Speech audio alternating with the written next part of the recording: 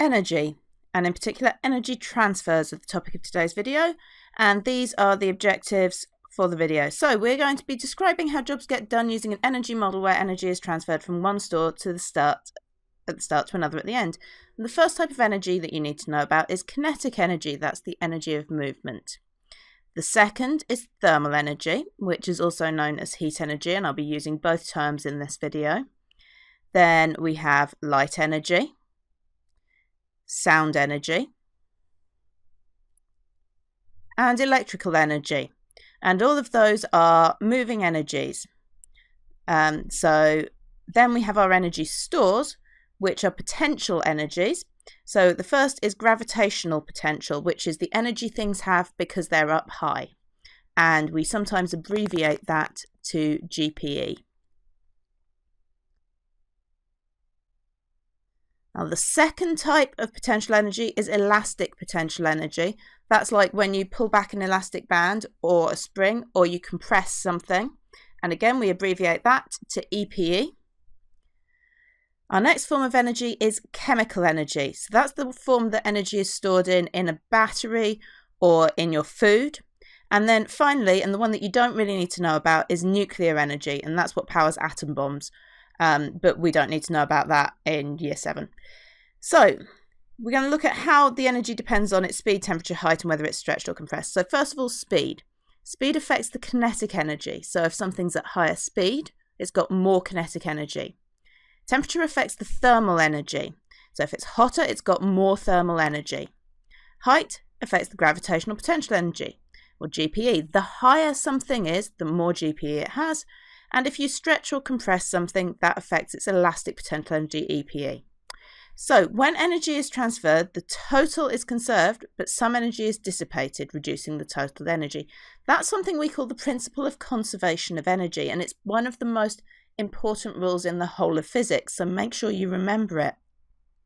Principle of conservation of energy says that energy can't be created or destroyed. It can only be changed from one form into another. For example, changing from chemical energy into kinetic energy. So when you move, you're using the chemical energy stored in your body, and it's changing into kinetic energy. So energy cannot be created or destroyed. We can't create new energy. We can't destroy energy. We can only change what form it's in.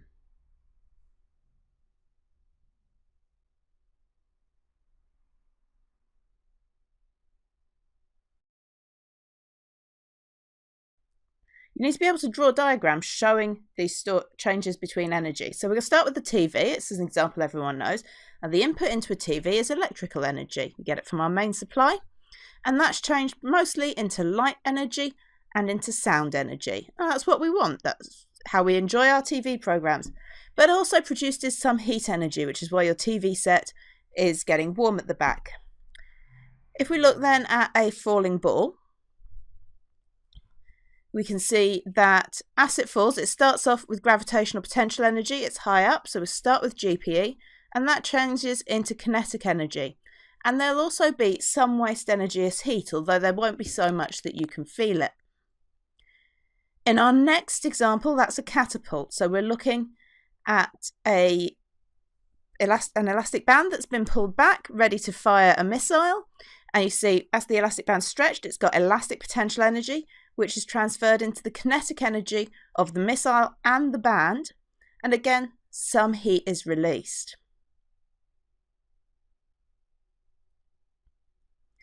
Our final example is in a circuit. And we've got a simple circuit here with a battery and an LED.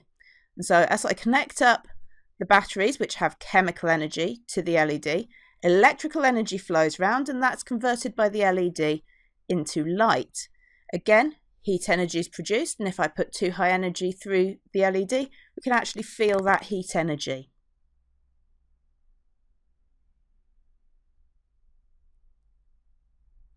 So, what's going on?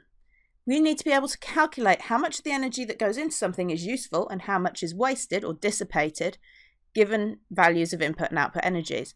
So if we look at that circuit that we were just looking at, if we say that the batteries are supplying 10 joules of energy, joule is the unit of energy, so the battery supplies 10 joules of energy, but only, say, 8 joules of that is going to turn into useful light energy. So our LED is producing 8 joules of useful light energy. So if we need to say what our useful energy is, that's just what the amount of light is. So that useful energy is 8 joules.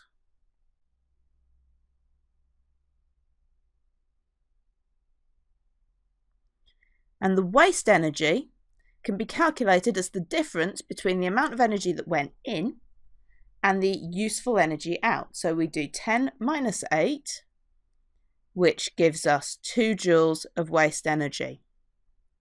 And that energy is going to be wasted in the form of heat or thermal energy. If we look at another example, slightly more complicated, a TV. So TV gets its energy supply from the electrical supply. So let's say it uses 100 joules of energy. So for 100 joules of energy, maybe 60 joules of that energy is output as light. And maybe another 20 joules as sound.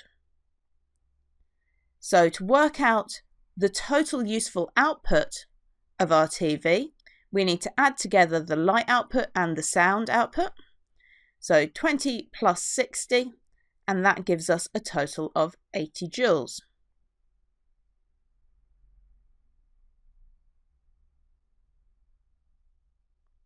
Then to work out the waste energy, we take our input energy and subtract the useful output. So we need to do 100 minus 80, which gives us 20 joules.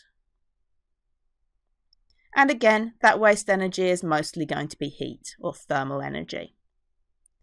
So we now need to look at how energy is wasted in different situations. Here we see a ball rolling, but it stops. Where's its kinetic energy gone to? Well, when you've got things with moving parts, those parts rub together and we get the force of friction. It's like when you rub your hands together. There's friction between them, and the effect of that is it makes them warm. So friction creates heat energy, or rather, it turns the kinetic energy of the moving thing into heat energy.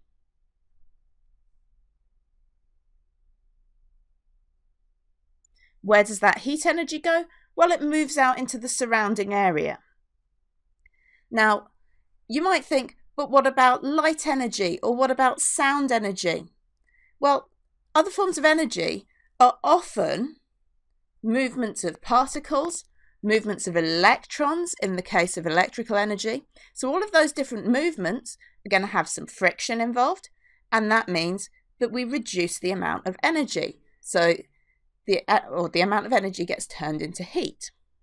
So we always have that situation where the energy loss is through friction between moving particles, moving parts, turning it into heat, and then that's dissipated or spread out into the surroundings. Thank you for watching. If you need to go back and review anything, please do so. Look at the links below for some more ideas of where you can find out information on this topic.